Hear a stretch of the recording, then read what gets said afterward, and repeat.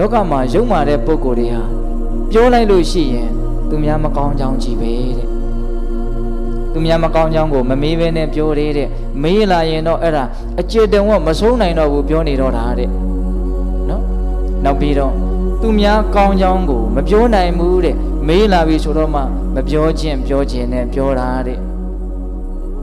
နော်နောက်ပြီးတော့ကိုကောင်းကြောင်းကိုအလွန်ပြောတယ်တဲ့မမေးဘဲနဲ့ပြောတယ်မေးလာရင်တော့မဆုံးတော့ဘူးပြောနေတော့တာနော်ပြီးတော့ဗာလေကိုမကောင်းကြောင်းကိုဘယ်တော့မှမပြောဘူးမေးရင်တောင်မှမလွဲတာမရှောင်တာနည်းနည်းပဲပြောတယ်တဲ့အဲ့ဒီအင်္ဂါရက်၄ပါးနဲ့ညီရင်အဲ့ဒီနှုတ်ပိုင်ရှင်ကိုဒါလူယုတ်လို့သိလေတဲ့သုံးလုံးထားတာကတော့နည်းနည်းယဉ်သီးတယ်လို့ရှိတယ်နော်ဒါပေမဲ့မလွန်ဘူးလို့ဦးစင်းထင်တယ်ဘာဖြစ်လို့လဲဆိုတော့